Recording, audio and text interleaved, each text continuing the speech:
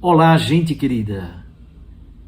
Hoje é quinta-feira da sexta semana do Tempo Comum.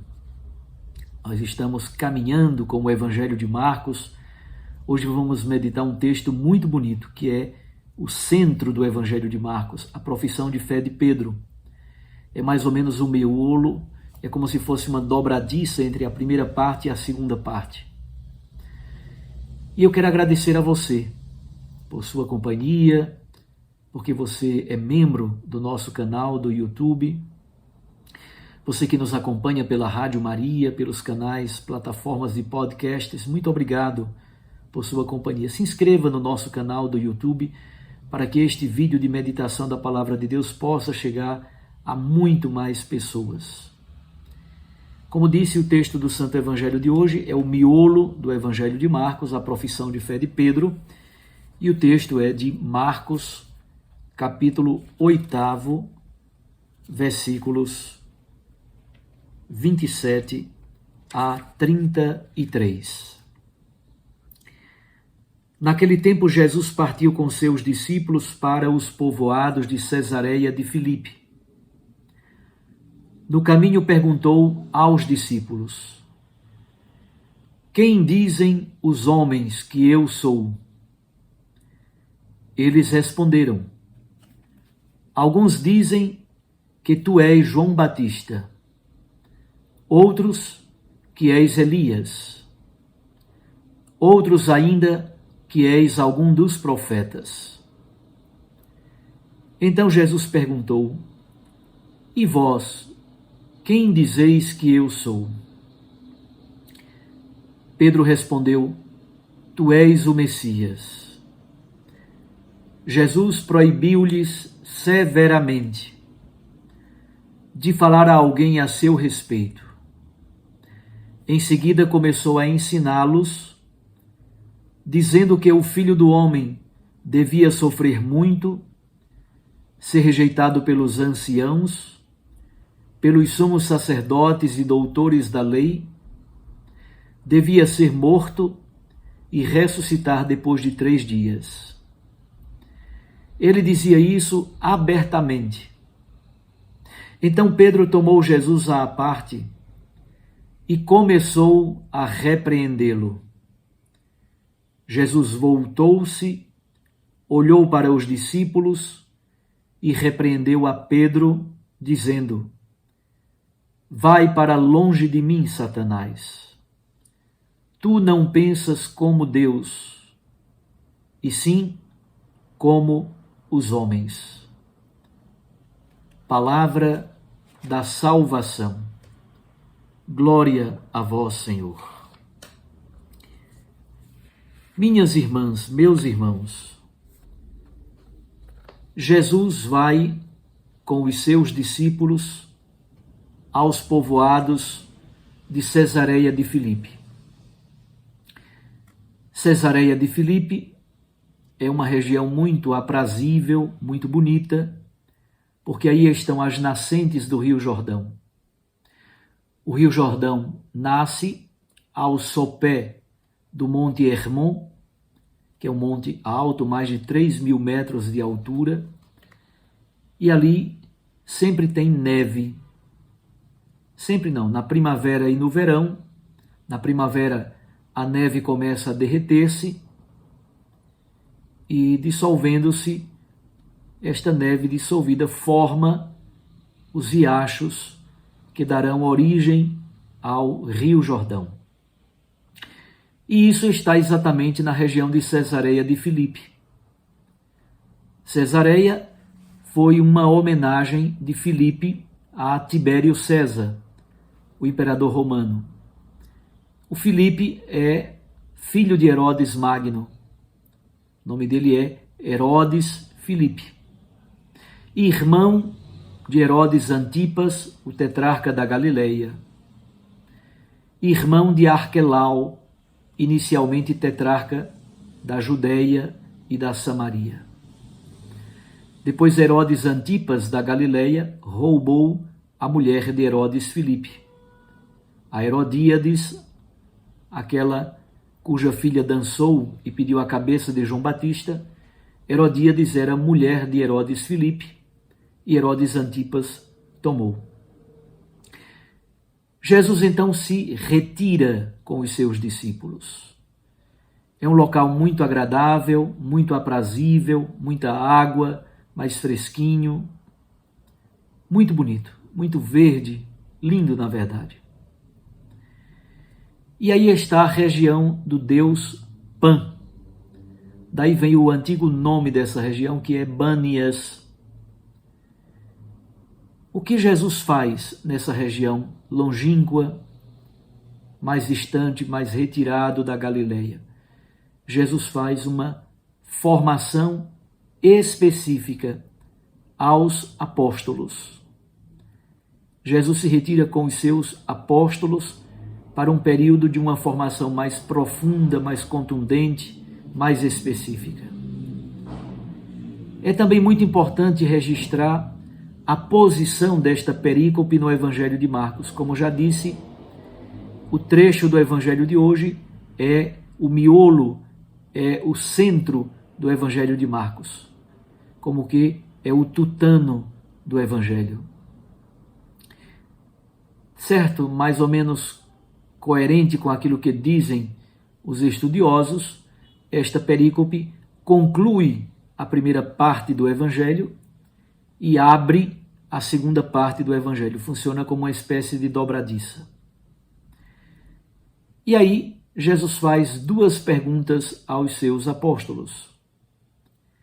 Estas perguntas acontecem no caminho. No caminho, Jesus faz a pergunta. Essa expressão no caminho não é à toa. No caminho significa no seguimento, no discipulado. Daqui a pouco começa o outro caminho. O caminho para Jerusalém, o caminho para o sul, o caminho para a cruz. A pergunta de Jesus é sobre a sua identidade. O que é que dizem os homens?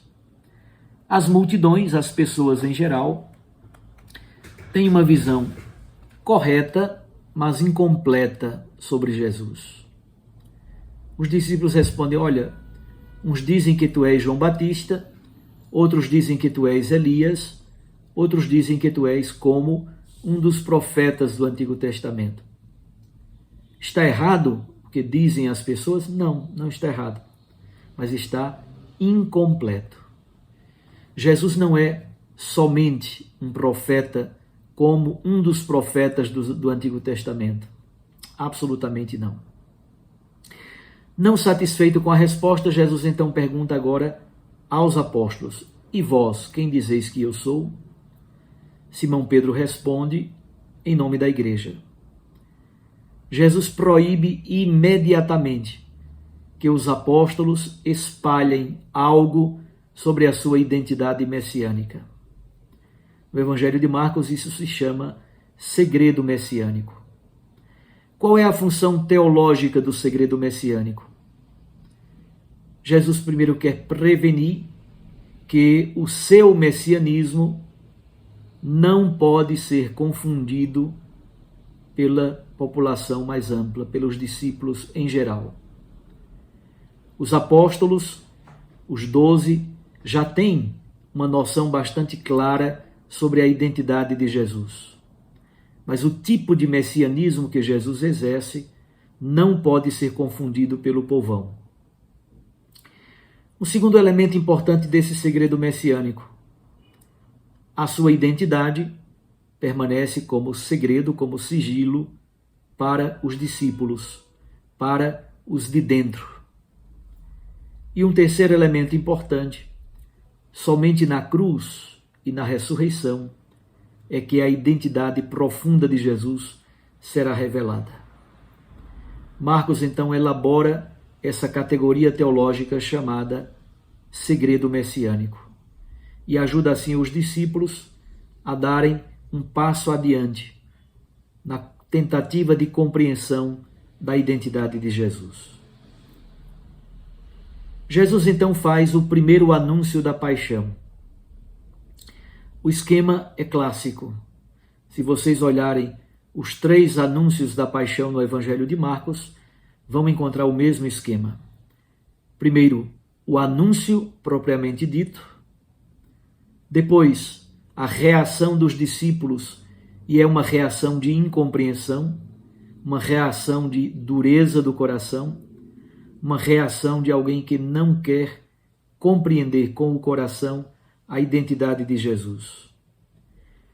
Depois deste primeiro anúncio da paixão, Pedro revela que não compreendeu nada daquilo que Jesus disse. Jesus então fala numa catequese. Ele fala sobre tomar a própria cruz e segui-lo. Quem doar a vida, quem entregar a vida, quem tomar a cruz, vai ser salvo. Será amado e acolhido por Jesus em seu reino. No segundo anúncio da paixão, os discípulos estão brigando para saber quem é o maior. Jesus toma uma criança e põe no meio deles. No terceiro anúncio da paixão, Tiago e João, os filhos de Zebedeu, estão brigando pelos primeiros lugares. Jesus faz uma catequese sobre o poder, sobre os governantes das nações. Então percebam como é importante o esquema.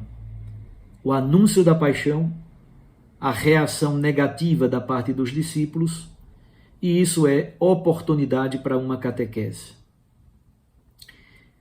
Qual é a dificuldade de Pedro?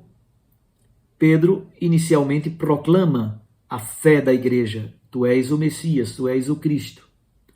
A propósito, a palavra Messias, em hebraico Mashiach, é idêntica à palavra grega Christos.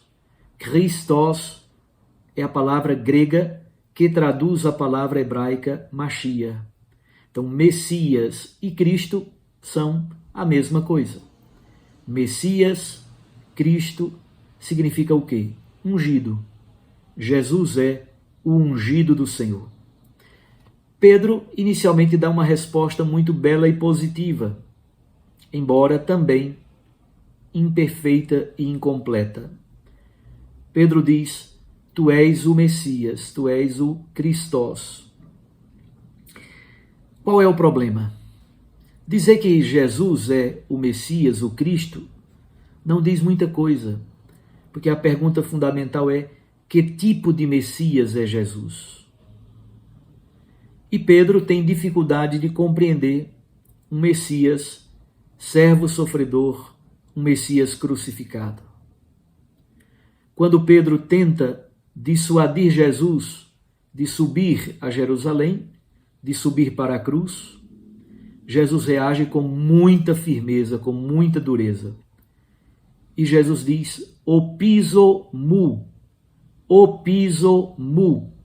O que significa opizo mu? Significa longe de mim, mas também significa para detrás de mim. A segunda tradução talvez seja preferível, diferentemente do texto litúrgico que acabamos de ler. O texto litúrgico que nós lemos traduz: vá para longe de mim. Arreda, vá para longe. Muito provavelmente é preferível a tradução: vá para detrás de mim. Significa, há um Pedro que não compreendeu quase nada da identidade de Jesus. Jesus está dizendo: Pedro, é preciso que você novamente vá para detrás de mim, porque o discípulo segue o mestre. Pedro tem ainda a má compreensão de que Jesus é um Messias triunfalista, um guerreiro libertador. O que fica para nós, meus irmãos, minhas irmãs? Por um lado, a profissão de fé de Pedro, que é a profissão de fé da igreja. Por outro lado, a cegueira e a incompreensão de Pedro e da igreja, de todos nós.